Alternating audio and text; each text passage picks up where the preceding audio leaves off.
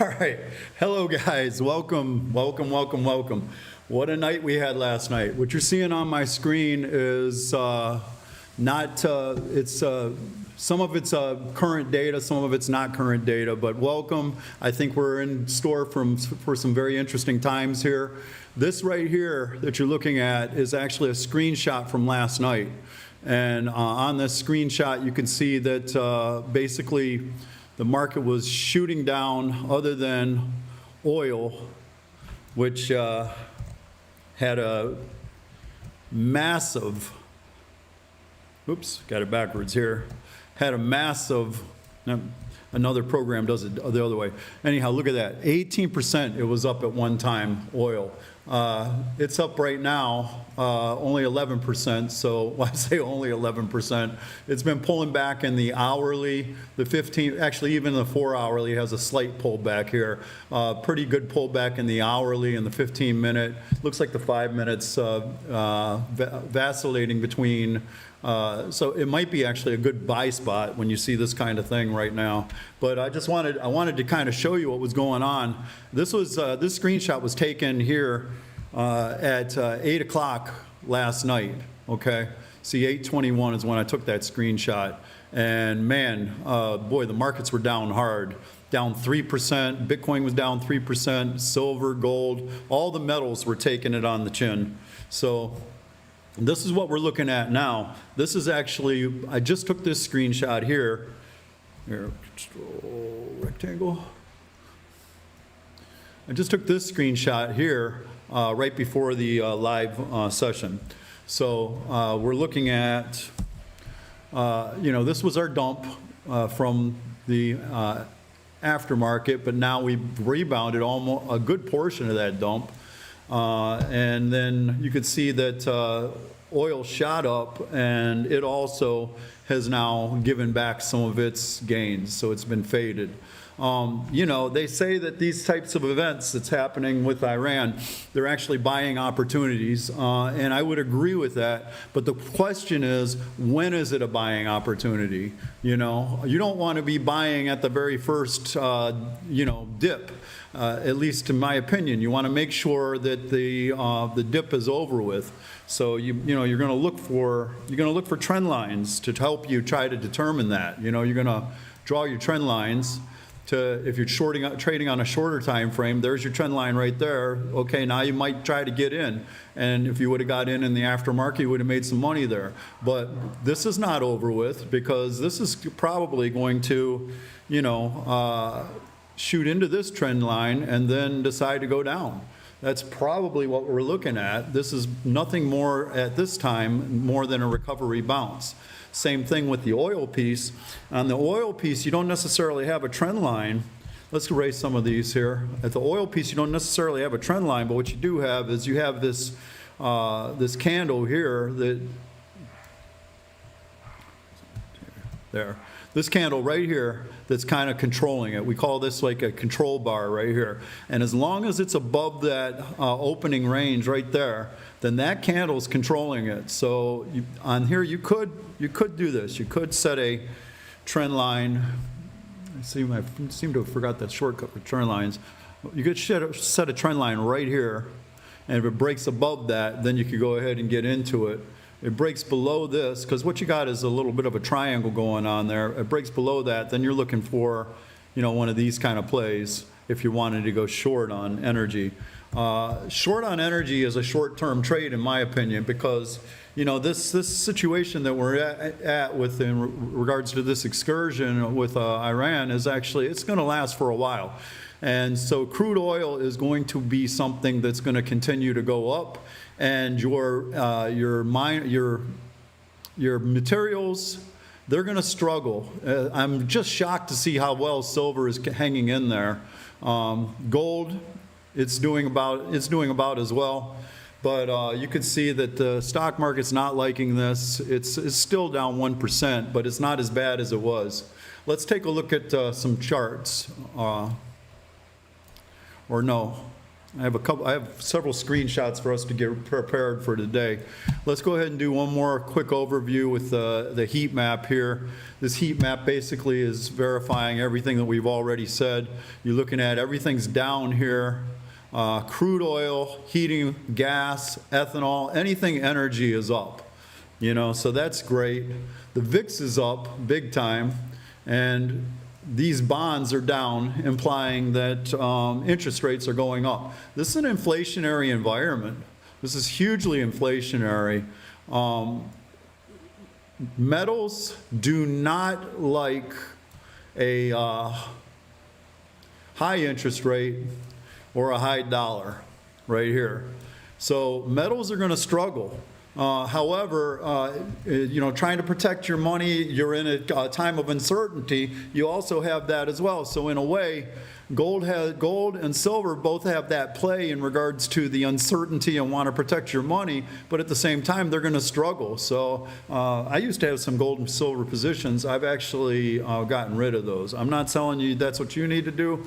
Make your own decisions. I'm here. My opinion's just like everybody else's opinion. Nobody knows anything for sure with the stock market. Let's take a quick look at what's going on the earnings calendar this week. The earnings calendar, for me, doesn't have a whole lot of things that I'm really looking at, but I am very interested in Oracle because it's been beaten down. I'm interested in NEO because there was a time when I think NEO was trading for like $100 a share. So that one would be kind of interesting. And then Adobe. These software companies, they've really taken it on the chin lately. Are they going to rebound? Do they have some good news for us? And then Dix and Alta might give us some ideas about what's going on with the economy. So that might be a pretty good deal there too. So that's about all I think that we have going on with that. So we'll go ahead and get rid of this. Let's take a look what's going on with the calendar, the economic calendar this week. There was so much stuff. I had to, oops, lost all my guys. Hold on a second. There we go. There was so much stuff. I had to actually snap these screenshots in 3 parts. And I filter this down to the highest items. So, well, let's just take a look at this one to begin with here. Okay. The ones with the 3 stars are what they think are the most important. The existing home sales coming in on Tuesday at 10 o'clock. Home sales have really been struggling. But I think this ADP employment change weekly, that's going to be very interesting too, because that's a little bit forward looking on the employment change. And the employment numbers that came out last week were really rough. So existing home sales, they've been beaten up. Obviously, OPEC and CPI right here. So we got a lot of stuff going on. You got crude oil inventories 10:30 tomorrow as well, or no, Wednesday as well. So definitely need to keep those things on the lookout.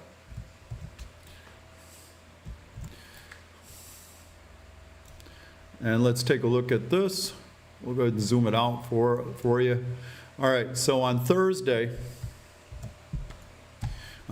we got, the building reports at 8:30. I don't think that's too much to really be thinking too much about, but an initial jobless claims coming out at 8:30. That's going to be a big deal. We have the Fed GDP piece, the 30-year auction. That's going to be a big deal too because of interest rates. Interest rates are going up right now.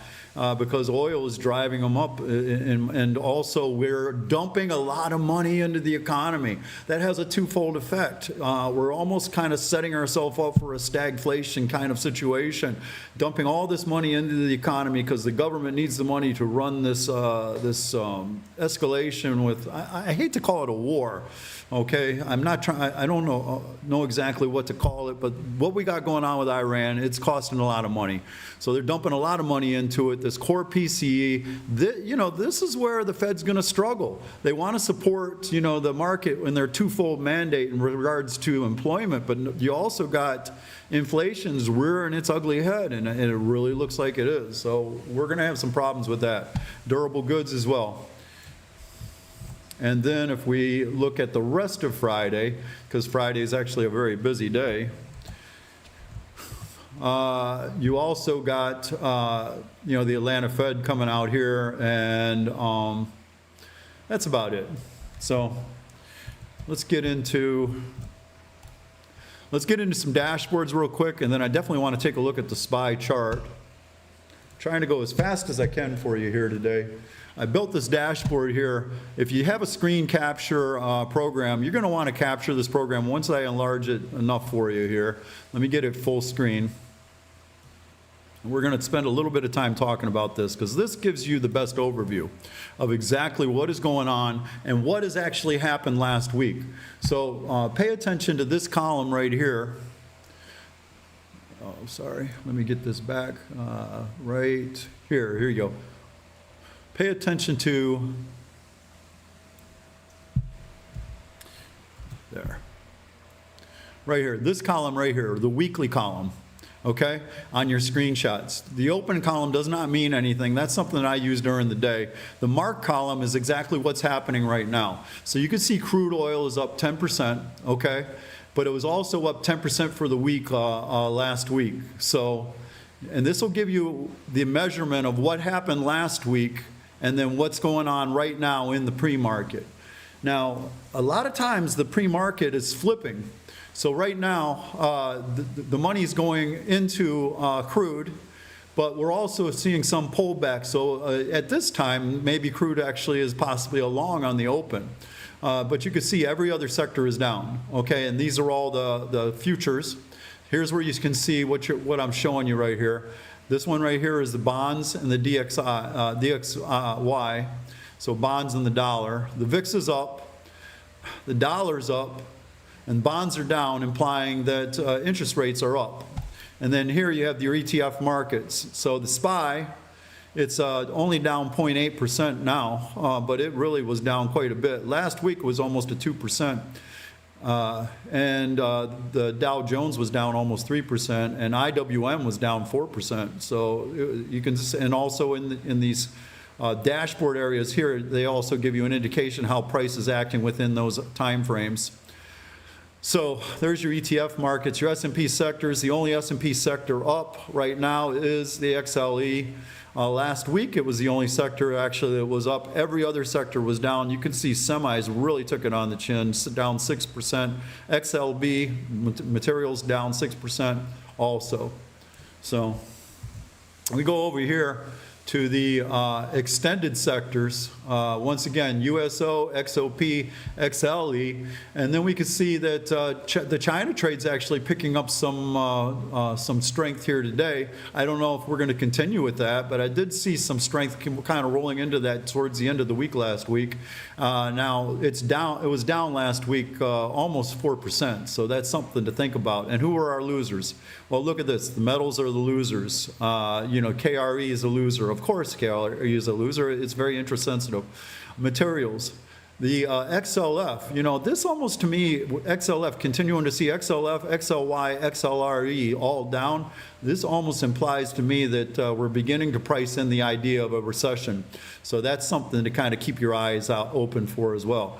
Down here you have the Mag 7, okay? In the Mag 7, right now, not one Mag 7 stock is up in the pre-market, okay?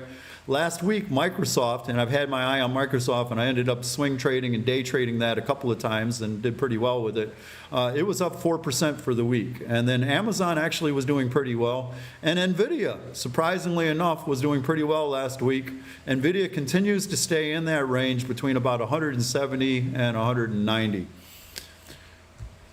And now, when we go over to the high volume watch list, and this one is here is sorted by volume, NVIDIA is leading the way. American Airlines is down big time, and it's down in the pre-market. It's continuing to be down. Palantir had a fantastic week last week. It's giving back some of those gains. This might be one to look at for being a long. It's giving some things back, so watch this thing. It would be good to try to find a trend line to get in on that. Yep, these are your volume leaders. I have Oxy on here, and I was trading Oxy last week. I actually went into Devon Energy because I thought it had a better setup. And then your pre-market gap ups. Here's your pre-market gap ups. RCAT, this is one that I think you should pay attention to. This is a drone play, and I'm going to be putting this on my watch list to watch, and it's up 6.9%. And look at the weekly on that. It was up 31% last week. It's up in every single time frame right now. Don't chase it. Find that spot if you're looking to get into it, to actually get into it. But that's one that you might want to think about. And then also, look here, that the company that I started getting into, I started a small position on Devon Energy last week. They're in the high volume, and they're usually not in there. So now I got one more dashboard to show you. Right now, from the time that I took this from right before the live, there was no gap down, surprisingly enough. Okay, your AI plays, there's not a single one that's in the green right now. Okay, and then on the week last week, though, Oracle actually had a nice bounce last week, and I know some of you guys are looking to maybe get Oracle on that bounce. So be careful with that. Make sure it's not a dead cat. Keep your stop. Watch it closely. Make sure it's carrying the moving averages. And basically, there is no AI play that's in play right now in regards to being in the positive. But I would also caution you that just because the pre-market is in one situation, you know, it doesn't mean that it's going to be follow through. A lot of times, the regular trading hours are making the pre-market hours pay. And then your Jumbotron, the largest stocks in the stock market, the only one that is up is Exxon, okay? And that one is actually giving back. Right now, it's up on the weekly in the time frame. It actually looks like it had a little bit of a loss. And this may actually be taking into consideration what's happening today. I'm not sure. But it's up 0.65%. Everything else in Jumbotron is down. So it is right now a down market. Let's take a look at the SPY.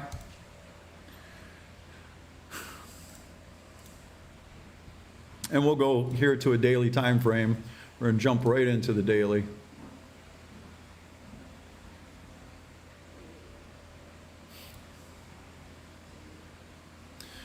Yeah, all right. And we'll get rid of the sidebar. All right, so this is set right now for a 24-hour time frame, but I want to move it back to a daily real quick. What I wanted to show you is that we're moving into this 50-period. We're moving right into this 50-period moving average right here.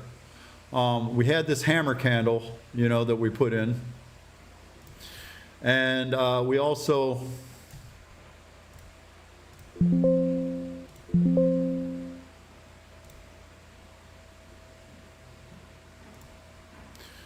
All right.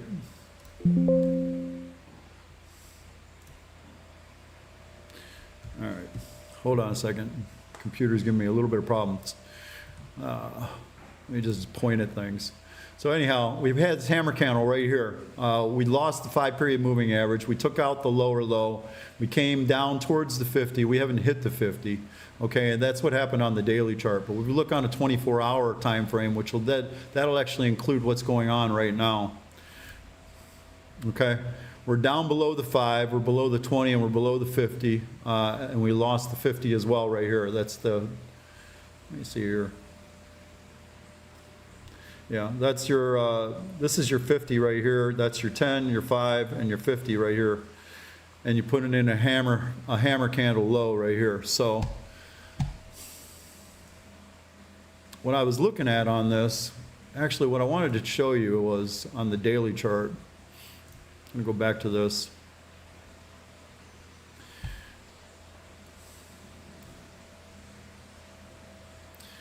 I'm looking at, I wanted to pull a fib off of this with you guys. So on our last, this was our last impulse wave right here. From this point to basically this point. That's where we had our impulse wave. I'm just trying to see about how far could this market go back. And it looks like right here, right around that 50-period moving average,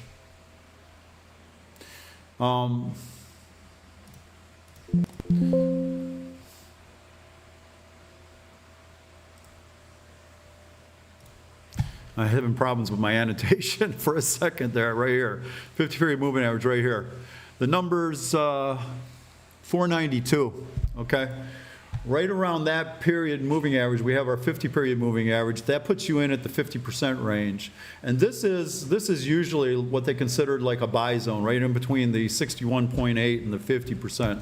So that basically is 423 to 482. If you see price moving down into that area, if it actually gets really bearish this week, this would be an area where you would begin to watch price action and wonder and begin to think about like, okay, is now the time to get in? Like I said, these are many times buying opportunities. So, all right, guys, is there any stocks that you want me to look at? It's 8:51.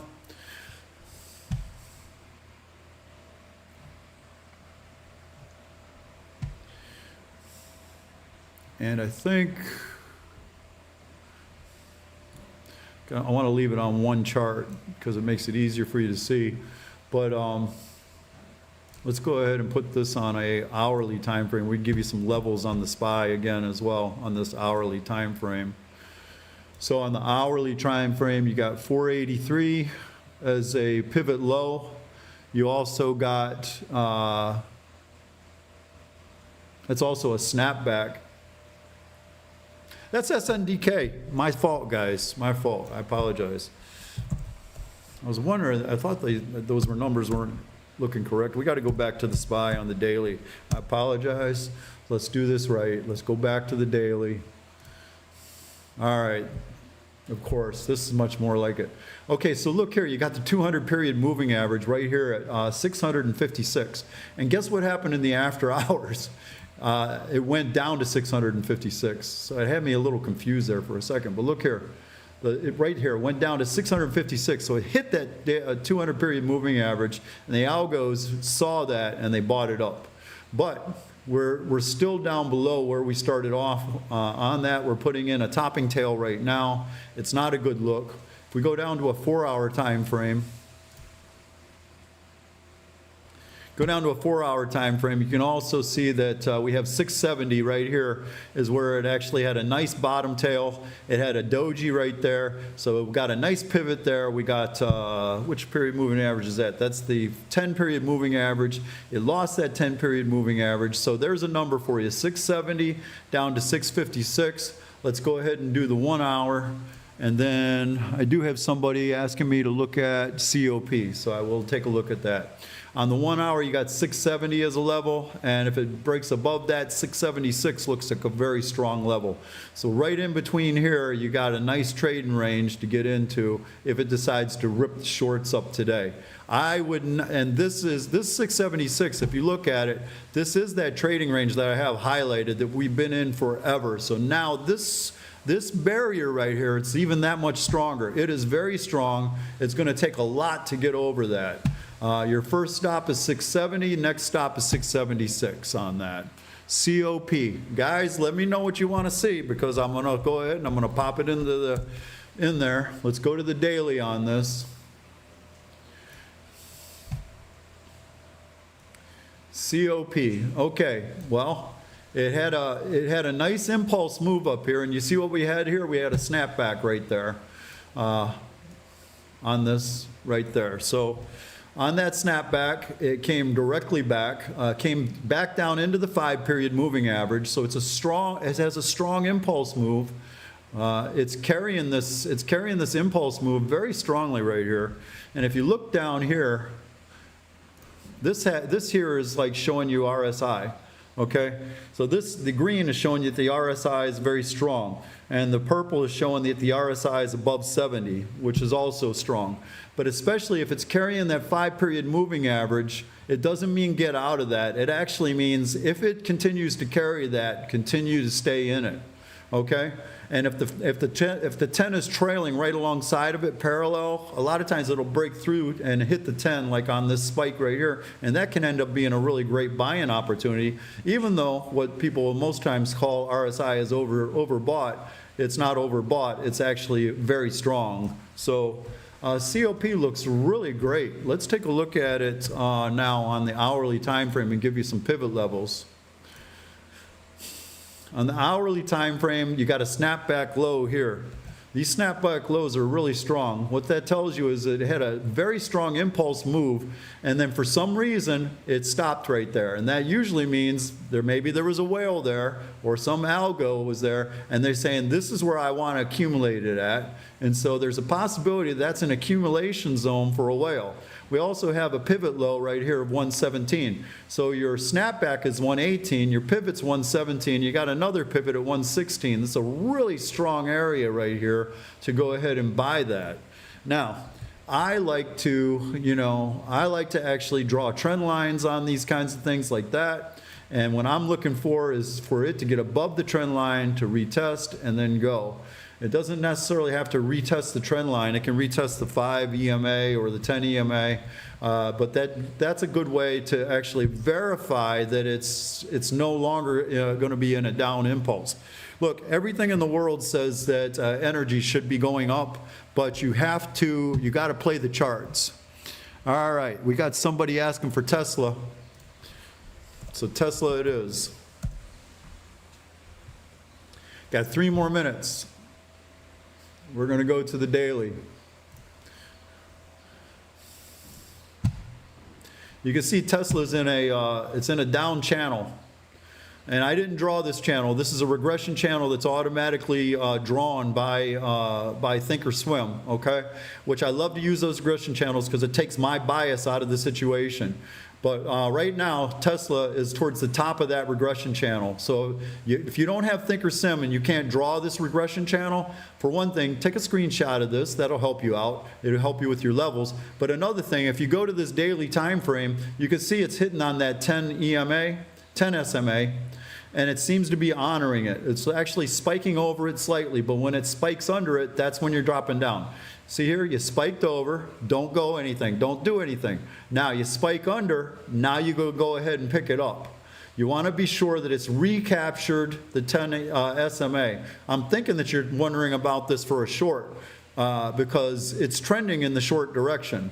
But if you're looking for it for a long, and I wouldn't be looking at it for a long, but you know, it happens. If you're able to pick off the bottom, you do have the 200 period moving average. You got the 388 and the 383 pivot levels here.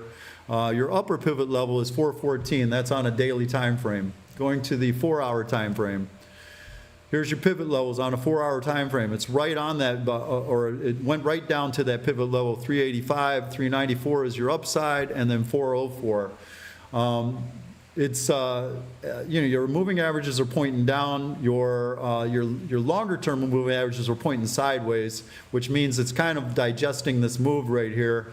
For me, once again, I see this as a short, but let's see what the hourly says. Yeah, and the hourly almost looks like a short as well, because I'm looking at this, and to me, this is a bull flag. I mean, a bear flag.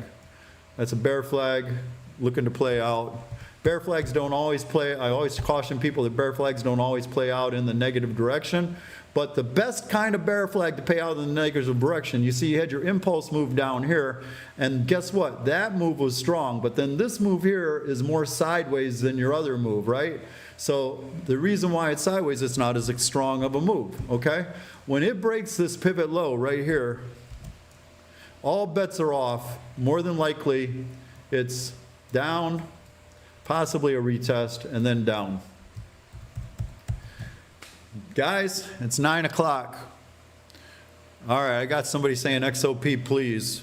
Because you said please, I'll throw XOP on here, okay? But you know what? XOP is the reason why I got into Devon, because the reason why is because I saw Devon was one of the best looking XOP stocks.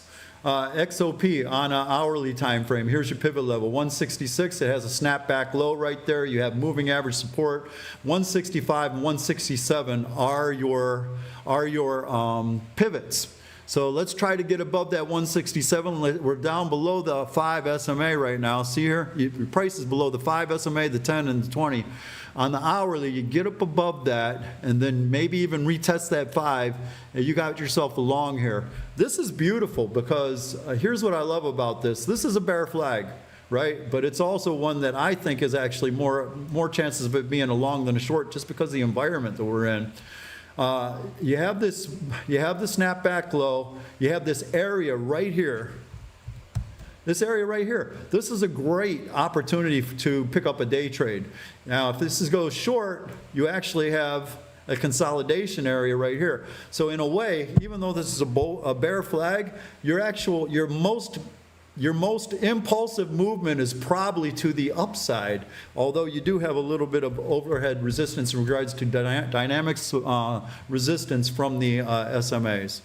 Guys, thank you so much. I hope everything was good. Leave a comment in the comments. Leave a like. Subscribe to my channel. And best of luck today. Make lots of money, okay? Have a great day.